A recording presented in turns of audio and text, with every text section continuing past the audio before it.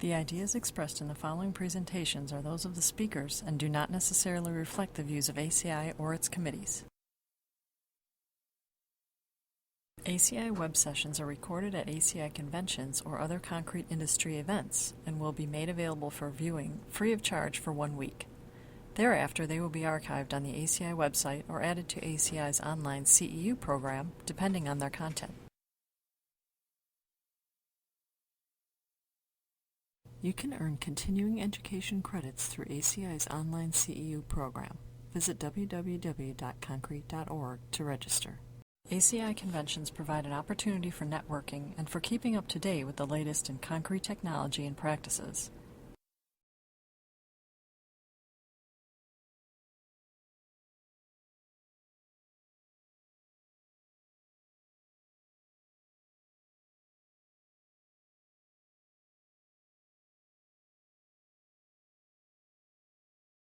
How many have heard of the committee called Responsibility in Concrete Construction? Some of you have heard of it.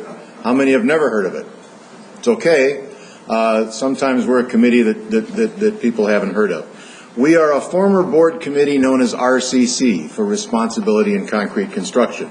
We are now Committee 132 by the same name. I want to go through the history and the background and talk a little bit about the document that we have in process.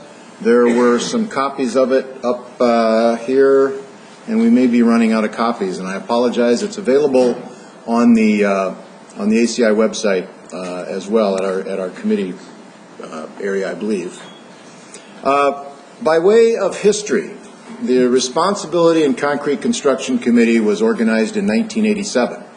It was primarily at the time a response to arguments over responsibility for design of precast connections in the construction industry and in the precast world, but it also spilled over into concerns over general issues of responsibility in concrete construction. The first RCC document was published in Concrete International in 1995. How many of you have read it? That's mostly the committee. I think there's one person who didn't look like a committee member raised their hand, probably a staff member assigned to the committee. That's our point, is that not many people have read it, although it is out there. And revisions were approved by the board and also published in Concrete International in 2004. At the 2003 Boston Convention, the then chairman of the committee, Bill Coleman, proposed a new RCC document that we would work on. And in 2004, the Washington, D.C. Convention, almost 10 years ago, the committee approved unanimously the work on a new document. In 2008, that work started in earnest, and we continued to work on it through the recent history. In 2010, the new RCC draft document was shared with TAC, although as a board committee at the time, we didn't have to share it with TAC, but we sent it to TAC to get comments because obviously we didn't want any enemies. Comments were received, 114 comments were received and incorporated into the document. At 2010 in Pittsburgh, the new RCC document was balloted to the full committee. All negatives were resolved. And in 2011 at the Tampa Convention, we presented the document to the board of directors, who didn't quite know what to do with the committee of the board that would actually publish a document. So there was a great amount of discussion. It was determined that our board committee would become a full-blown ACI traditional committee named ACI Committee 132. And then we were informed that we had to start all over with the TAC process, which we're now doing. So this document will have been developed and gone through revisions and gone through TAC and have been vetted and re-vetted and now back through TAC again. And we are going to get there eventually, and we're not going to give up. But we're in the process of developing this document. So as we speak, it's in its final approval stages and ready to submit to TAC. Now, what are the objectives and why are we going to do this? And I told the panel discussion that we're going to have a little bit later. It may end up, because we don't have a panel, it may end up being a semicircle roundtable discussion. But we have a group of people that are going to represent the various parties to the construction process who will field questions from you, and we want this to be as interactive as we can. in this process. So first, we want to define responsibilities of the parties to the concrete design and construction process. And I think because we want to avoid assignments of responsibility that are unfair and unrealistic. And that is probably what drove the creation of this committee and what has driven many people's active participation in the committee. And we want to avoid the assignment of responsibilities by third parties or by court decisions. Now, summing that up, it's fairly simple, that we are supposed to be the leaders in the concrete industry in developing the standards and the codes and the guides and the specifications. And we think that the people that's sitting at our committee table are better able to define those responsibilities than just letting it happen to us. And if we do nothing, we're just going to leave it to the courts and lawyers and experts to define what your responsibilities are. So we believe that this is an appropriate, proactive approach to the process.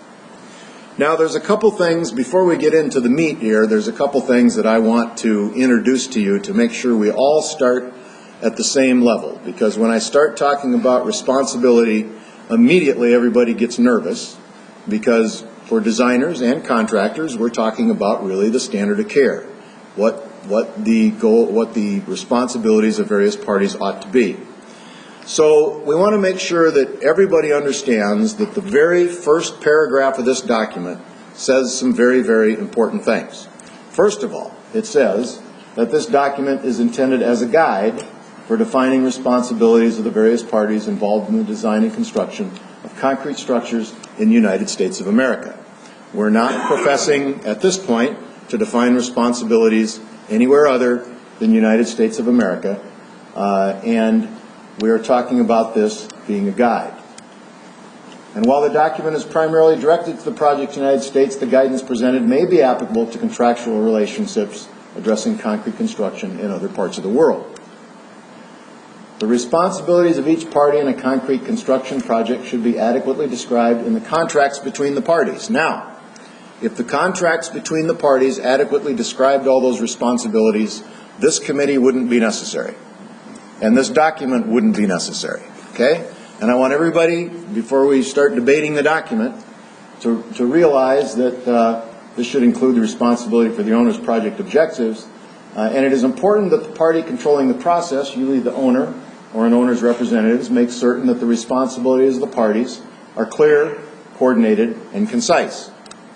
Clear, coordinated, and concise. The 3 C's of specifications and of contracts. My contracts professor walked into the first night of law school and stood up in front of us and said, contracts should not be drafted so they can be understood. And we all scratched our heads, like, what on earth is he talking about? Contracts should be drafted so they cannot be misunderstood. The same goes for specifications. The same goes for responsibilities in contracts. Clarity and consistency in the responsibilities defined in the contracts will reduce disputes. And there's no doubt about that. Now, one of the most important provisions in the preamble to this document. This document is not intended to supersede the contracts between the parties. If there are inconsistencies between the parties' contracts and responsibilities defined in this document, then the contracts between the parties govern the relationships and responsibilities. Period. End of story. So you can agree to assign responsibilities any way you want in your contracts between the parties, arm's length transactions signed by the 2 parties. This, again, is a guide. The user of the document is encouraged to also review this committee's report published in September 1995 in Concrete International, which, of course, you've all read. In particular, the committee continues to endorse what I think is one of the most important concepts that's weaved into the document, which is that responsibility should only be assigned where authority is also granted, and that each party should take responsibility for its own work. Now, I was asked to talk at the SDC, Strategic Development Council, on BIM. And I went back through my PowerPoint presentations and found 2006 was the first time I'd spoken on BIM, Building Information Modeling. And one of the issues I was concerned about is making sure that each party knows, or everybody knows, what contributions each party made to the BIM model. Now, if you turn the clock ahead to 2012 and 13, the AIA, State of Ohio, and other entities have developed what they call Bim Protocols that talk about the rules of the road when you're using BIM. What models get archived, how documentation occurs, and one of the things you'll find is that there's a master model, and then each contribution by a party also gets archived. So at the end of the day, you can tell who did what and who's responsible for the various changes to the BIM model. That is an example of what we think is important when it comes to responsibility. Now, by way of overview, there are a number of chapters. We start with an introduction, definitions, documents referenced in the contract documents, responsibilities of the owner, the licensed design professional, the general contractor, the design builder, the subcontractor, the specialty subcontractors, concrete material suppliers, testing inspection agencies, construction manager, forensic consultant, and we did have some debate about whether the forensic consultant should be in there or not. The argument was, well, we're just acknowledging right up front that there's going to be problems. On the other hand, we said, well, if there's going to be a forensic consultant, shouldn't there be some guidance about how they should approach the work and what they should do and not do? And then multiple prime contractor, and then the references. Our committee makeup has expanded over the years. It's currently 20 members. We have pretty good broad representation by designers, contractors, subcontractors, suppliers, and owners. If we're weak in any area, it might be a little bit in the owner area. But we're reasonably balanced. And we have two, not one, but two attorneys. So that is the overview on the document that I have. We have a team of speakers that we're going to bring up next to talk about various areas and various responsibilities and various constituents that are involved with this document.